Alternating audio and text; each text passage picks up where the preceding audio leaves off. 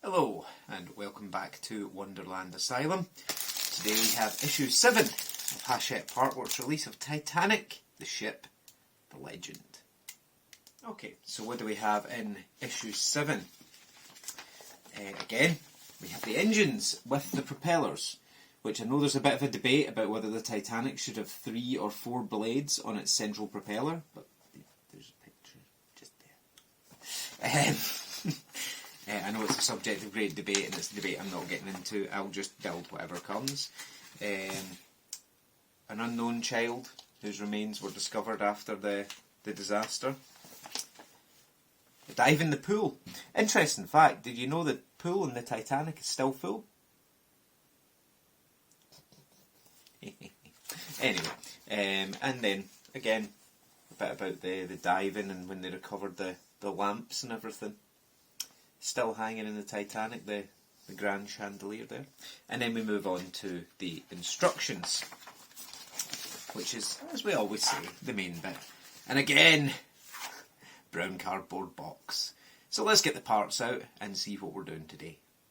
Okay, so in today's box we have more things wrapped in tissue paper, a bit of plastic, which I believe goes on the side of the hull, to allow the forecastle deck to be fixed down, and 4 different types of screws which are stapled together. We have AP screws, we have FM screws, we have BP screws, and we have, I think that's meant to say EM screws. And unwrapping the tissue paper. It's nice that they wrap it to keep it from getting marked. But this piece is made of plastic, so I don't see, I suppose it's got ladders coming down. Now, what I can see me doing is straight away looking at that, you can't tell they're ladders, so what I may do is get a bit of silver dry brushing and just make these ladders look a bit more obvious what they're meant to be. I'm assuming that's for the bottom of the engine. And inside the other piece, this bit's made of metal. Yeah, this is all for the engine. We have the mounting plate that the engine's going to sit on. So that's all we get this time around. So I will get the bits that we need together and I'll be back in just a tick. So the first thing we need is the engine that we've been working on for the last few issues really, and I can't resist giving it a wee turn every time I pick it up. It just looks so good. Now we're turning it upside down. I think. Yep. And we're taking this plastic piece here. Now I'll turn it the way it's sitting in the magazine, so it sits like this. This bit fits over here, just like that, so that the pins in the middle are lined up with the sort of cup pieces in the middle there. You see there are 4, I'll take it back off just to show you, there are 4 pins on the metal there. They will line up with the 4 slots here, just like that. And then there are 4 screw holes in the ends just there, and they are getting fitted with EM screws. So again, we are going into metal, and there are a lot of fiddly bits, so it's hard to get somewhere to put your hand that's not going to be bending or breaking anything, but that one's going in quite nicely. So back the screw just out a little bit just to clean the threads, and then tighten it all the way down, because you don't want, the last thing you want is for this piece to wobble about. Okay,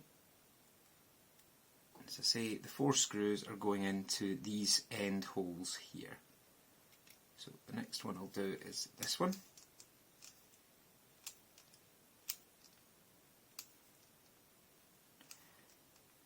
As I say, your main obstacle in this stage is try not to break any of these fiddly bits along here while you're putting these screws in.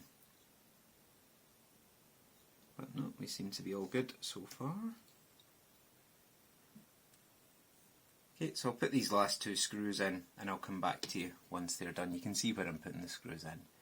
Here, here, here and here. I'll be back in 2 seconds. Okay, so as you can see, that's those 4 screws in just there.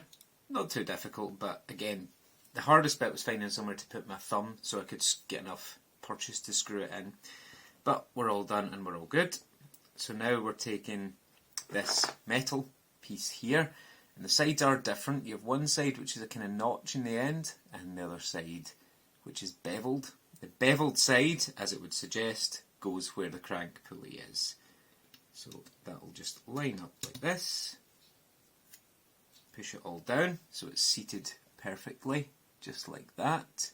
You can see now the ladders match up to the bottom there. That's obviously where that's going to attach to the hull eventually, but not yet. And then we have 6 AP screws which are going in there, there, there, there, there and there. So I will start putting them in now.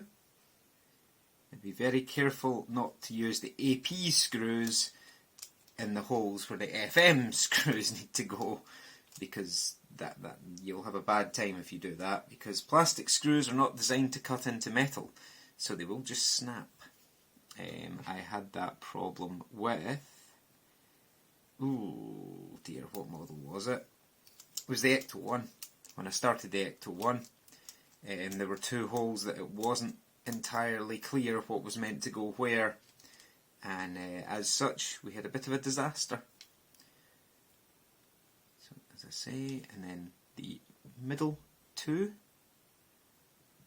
they get AP screws as well, yep.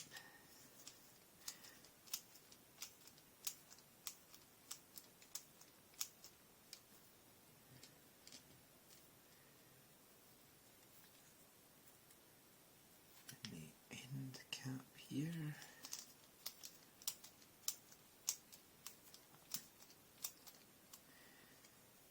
I must admit, we are adding pieces, and it's not as if there's nothing to do. It feels like there's always bits to do, but when you look back at what you've done, or when you show someone, say, oh there we go, I've added another 2 issues, they're looking at it going, where? And from what I can gather, issue 8 isn't much better. But I'll show you that once we're done. Again, when I do my recap as always. Okay, so that's the 6 AP screws in. There, there, there, there, there and there. And in the remaining 4 holes, we are putting FM screws. Again, the usual, they're going into metal, so prep them how you normally do. I don't find that the metal screws in this particular model are all that bad. I know, however, that some models are very, very bad for trying to fit metal screws, but this one seems to be okay. And there we go. That one's tightened down. Now we'll get the next one in.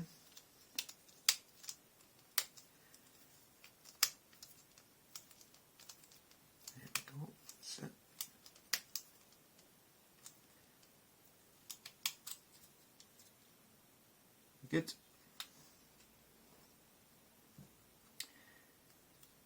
And these screws, what they're actually doing is they're going through the plastic, through the metal bracket, through the plastic bracket and into the metal slot underneath. So there's a fair bit of work for these wee screws to do.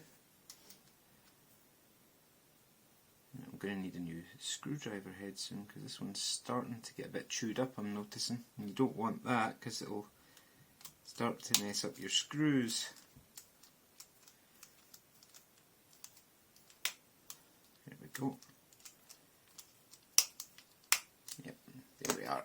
And that is them all screwed in. So you can see that's how the engine is going to look, and it will be seen from this side. So when it's sitting in the cutaway section for the hull, that's what you'll see. And again, it spins anti-clockwise, so what you'll be able to see is the engine's just turning like that. Fantastic. Okie dokie. So next we're going to be working on the hull. So I'll go and get that bit and I'll be back in just a sec. Okay, so for the next stage we need the first piece of hull that we worked on, and we need to pop the nameplate off, exposing those holes underneath. So we turn it the other way and we get this plastic piece here. Now what's basically happening is it will fit on here, just like that, and then we're putting in 3 BP screws into the 3 holes that you can see just there. So let's get the first one in. Very, very big thick screws these, in fact. Ah, nope, I nearly made a mistake there. I did think they're not going into that hole very well. For some reason, and don't ask me why, we're screwing these in from the outside of the hull. Okay. Very well, if you insist, but I think that's a bit of a strange way to do it, but ew, okay. That's how we're doing it. I would have thought they would want to fasten them from inside, so you... Oh well. Okay. I suppose we're going to be putting the nameplate over the screws anyway, but I just... I'm at a loss. I don't understand the logic of some of the things we're doing with this particular model, but particularly since this side came as a 4-piece jigsaw with all these plastic brackets on the inside, and then they send you the other side and go, yeah, here's what you've worked on it over the course of 3 issues.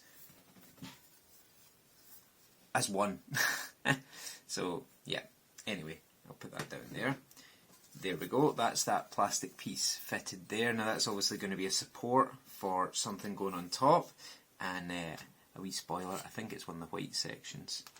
And then the next thing we're doing is purely and simply take the Titanic logo again. You don't need to glue it because it does fit quite well, and pop that back into its hole, just like that, to cover those screws. And that, along with the mounting bracket for the engine on the bottom there. And again, as you know, I can't resist giving it a wee spin. Yeah, it does look very good. As I say, I think I'm going to go and paint those ladders silver, just with a bit of dry brush, just to kind of break up the black a little bit, because if guys were walking up and down them, they wouldn't stay black for very long, even if they were black to begin with. But yeah, again, I'm really impressed with how the engine looks, and I'm quite chuffed that we've finished the first engine. But, so, apart from the forecastle deck, which I've got stored safely, because I have about 3 of them that I've done different mods on, there we go. That is all we've done so far. And of course, I do also have this, Mr. Fusion Designs front loading hatch. Now, I will be doing this just shortly. It's 3D printed, but I don't think you can see all the detail on it very well. But it's certainly a lot better than the one you get with a kit. So I will do a full review and painting guide of that, and then I will fit it to the forecastle deck that I'm actually going to be using for the model. But yep, that's all for this issue. Okay, so that concludes issue 7. Again, as we say, that's the engine with the support on the bottom there. I'm not going to turn it this time. And we have fitted that support piece to the inside of the port hull. So, what are we doing in issue 8? Well, those are what we're getting in issue 8. Doesn't look like much to me, but you can just about make out at the bottom there the white piece that goes along the front of the bow, so that, I'm assuming, gets fixed to that bracket there. It says we are getting details for the forecastle, including the bow support, bits, no, I'm not joking, bits, B-I-T-T-S, winches, valves, anchor chain guides, trim and assorted screws. And the black thing you get there is to hold the bow, so I'm assuming we may be putting the 2 halves of the bow together. I don't know. We'll have to wait and see. Issue 7 only came out today, so issue 8 will be out in 2 weeks' time. But again, thank you all for watching. If you like what you see, drop a subscribe, drop a like, drop a comment, please. Let me know what you think. If there's anything you'd like to see me maybe try and mod. As I say, I've got the lifting the loading hatch, and I do have the forecastle deck that I modified slightly in the first issue. I am going to be starting another build very soon, but I'll do the own introduction video for that, as I say every time, I'm nearly finished Bismarck. I have both the rest of Pack 11 and Pack 12 here, so I have everything I need to finish it, other than time. But thanks very much for watching again, guys. I can't resist spinning this one more time for you, so you can see the engine turbines turning, because it just looks phenomenal.